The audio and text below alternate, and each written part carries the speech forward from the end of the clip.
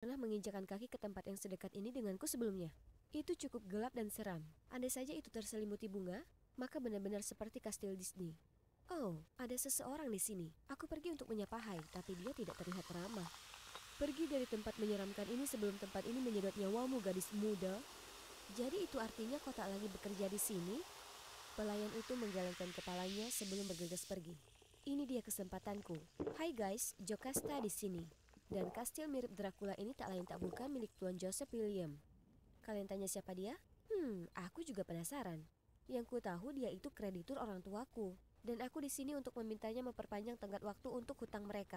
Tapi karena salah satu pelayannya baru berhenti, aku bisa bekerja di sini untuk membayar hutang, ya kan? Halo, aku Jocasta, pelayan baru Anda. Tak ada jawaban, apa masuk saja? Kalau begini ini salah pelayan lama karena membiarkan gerbang terbuka. Jadi aku harus temukan jalan masukku sendiri. Halo, aku pelayan yang baru. Tuan, apa Anda di sini?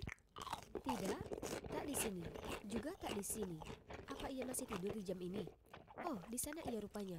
Hah? Ia tak tua dan berambut kelabu seperti bayanganku.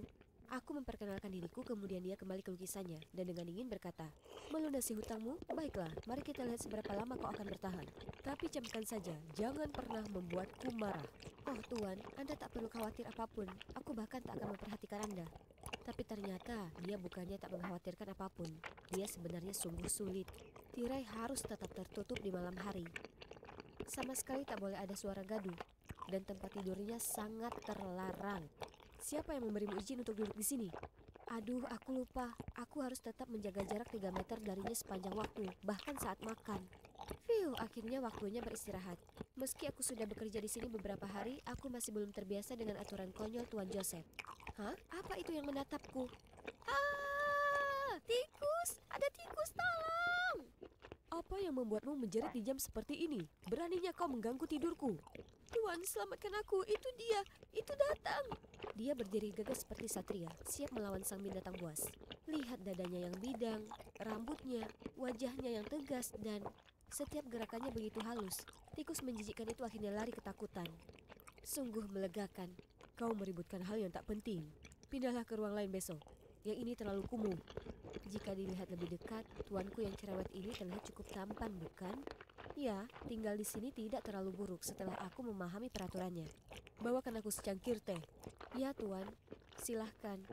Berikan padaku. Hah? Apa kami sudah tak melakukan jarak aman sekarang?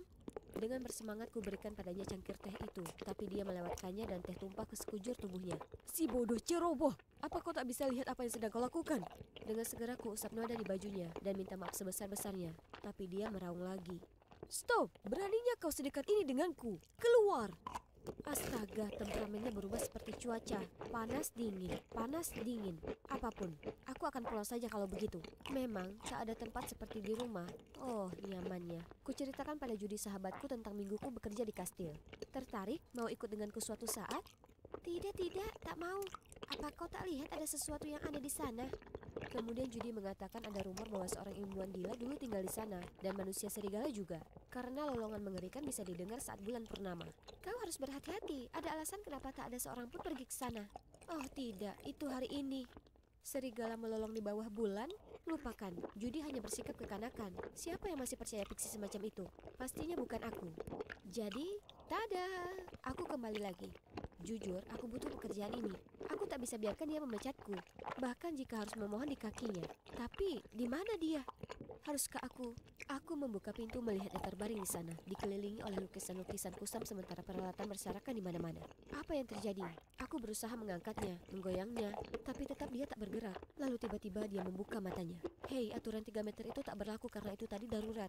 Apa Anda sudah makan sesuatu dari kemarin? Sudah kukira. Jika Anda ingin mendepakku sekarang, Anda tak akan makan apa-apa. Sejak insiden itu, Joseph tampaknya lebih tenang. Dia berhenti mengancamku dengan aturannya dan membiarkan aku mengoceh. Suatu kali, saat aku tidur siang di sofa setelah bersih-bersih, dia bahkan letakkan selimut padaku. Aku belum tertidur pulas, Tuan sayang. Lalu suatu hari ada wanita paruh baya muncul di gerbang. Dia perkenalkan diri sebagai ibu Joseph dan memberinya hadiah seekor burung cantik. Tapi dia tak masuk ke dalam dan hanya berkata dengan sinis, "Oh, putraku punya pelayan baru lagi? Anak aneh ini. Aku kasihan padamu, gadis malang." Aku membawa burung itu ke Joseph dengan bersemangat memberitahunya kalau ibunya baru mampir. "Lihat, sungguh indah hadiah yang beliau berikan pada Anda." Indah, wanita itu cuma mengejekku. Aku terjebak di tempat ini seperti burung di dalam sangkar. Kurasa ini hadiah yang sangat pengertian. Sepertinya Anda suka melukis burung. Berhentilah mengorek-ngorek, ini bukan urusanmu. Oke, aku minta maaf. Tapi ini pilihan Anda sendiri untuk mengisolasi diri Anda dari dunia luar. Ikut saya, ada sesuatu yang istimewa untuk saya tunjukkan. Oh, tempat ini masih secantik saat pertama kali aku datang ke sini. Sepertinya Joseph juga terpesona. Lihat kan, dunia ini indah. Anda hanya harus melihat. Kami sedang berjalan menyusuri jalur bunga yang bermekaran. Lalu tiba-tiba, dia datang. Serigala itu, serigala. Kemudian para tukang kebun itu langsung terburu-buru karena panik. Apa yang sudah kuperbuat padamu, kau bodoh? Indah katamu? Kemudian Joseph bergegas pergi. Aku berusaha mengejarnya tapi, aduh, aku tersandung batu. Oh, ini sakit, sangat sakit. Kalau begitu biar ku oleskan krim antiseptik ini. Tidak, itu hanya akan memperparah. Mungkin melakukan sesuatu yang seru bisa meringankan sakitnya. Aku akan teralihkan dari hal ini. Tolong, bisakah kita nonton film? Dan tentu saja, dia tak bisa menolak. Ups, canggung. Jelas aku tak memikirkannya dengan matang saat memilih film komedi roman ini. Penasaran apa yang sedang dipikirkan tuanku? Oh astaga, tak perlu jadi begitu emosional. Penampilannya yang menakutkan mengejutkanku. Matanya memutih, mulutnya menggeram seolah-olah ingin memakanku hidup-hidup. Aku berusaha tetap tenang untuk bertanya padanya apa yang terjadi. Tapi Joseph seperti orang gila. Dengan panik merusak barang-barang dan meraung. Hentikan Joseph, tolong jangan lakukan itu. Ah, lenganku. Menyadari kalau dia baru saja menyakitiku, Joseph tampak kembali tersadar. Dia lalu lari kabur karena panik. Dengan cepat aku memeluknya. Tidak apa-apa, tidak apa-apa, tenanglah. Setelah dia merasa lebih baik, dia mulai ceritakan padaku rahasia terbesarnya. Sejak kecil, ia punya kesulitan kendalikan emosinya, yang seringkali berujung pada ledakan amarah. Belakangan, bulan juga memicu reaksi ini, setelah ayah tirinya meninggal di malam bulan purnama. Dan itu kemudian jadi trauma, karena Joseph takut dia menjadi penyebab kematiannya. Itu juga penyebab ketegangan antara dia dan ibunya. Kurasa aku terlahir dengan kondisi aneh ini. Sebagai anak, ayah tiriku biasa memberiku obat untuk mengendalikannya. Ayah tirinya terbiasa memberinya pil. Judy juga menyebutkan seorang ilmuwan gila yang dulu pernah tinggal di sini. Apakah itu... aku harus cari tahu.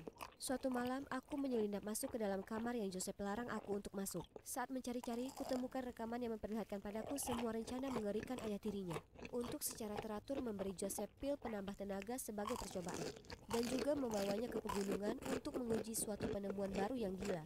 Apa-apaan itu? Tapi aku tak bisa memberitahu Joseph langsung. Dia harus stabil terlebih dahulu secara mental. Jadi, kumulai dengan membawanya jalan-jalan. Dan saat dia cukup nyaman, kusarankan kami jalan ke pusat kota untuk berbelanja. Dia seperti landak yang selalu menusuk-nusuk setiap kali ada orang yang tak sengaja menyentuhnya. Tapi tentu saja, aku tahu cara menjinakkan sang tuan yang pemarah ini. Seperti ini. Ini dia.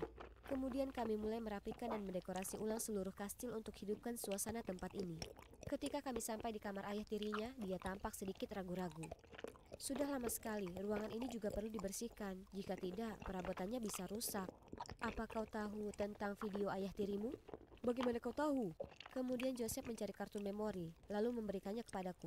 Aku sangat takut jadi kusembunyikan dan tidak pernah berani melihatnya. Aku pernah ingin menghancurkannya, tapi setelah dipikir-pikir, foto ini berisi foto-foto terakhir ayah tiriku. Jadi aku selalu menyimpannya di sini. Hah? Bukan ini yang kumaksudkan. Jadi ada video lain selain yang kulihat? Ini mungkin bisa menjelaskan semuanya. Jika Anda tidak keberatan, bolehkah saya menonton video itu? Saya cukup penasaran. Sejak hari itu kami tidak pernah membicarakan video itu lagi. Sebagai gantinya kami berjalan-jalan, memasak, dan bermeditasi bersama. Dan jadwal hari ini adalah pameran seni ini. Lihatlah wajahnya yang terkejut. Lukisan itu terlihat familiar ya kan? Jangan bilang Anda tak mengenali karya Anda sendiri. Tampaknya setiap lukisan menceritakan sebuah kisah. Saya tak sabar untuk mengetahui siapa artisnya. Mereka haruslah orang yang berpengalaman dan mendalam. Saya tahu pujian ini akan membantunya menghapus keraguan dirinya. Sepulang dari pameran, kami mencium aroma sedap yang berasal dari ruang makan. Siapa itu? Itu Ibu Joseph. Joseph tampak terkejut dengan kehadiran ibunya, tetapi aku tidak, karena aku adalah sutradara di balik adegan ini.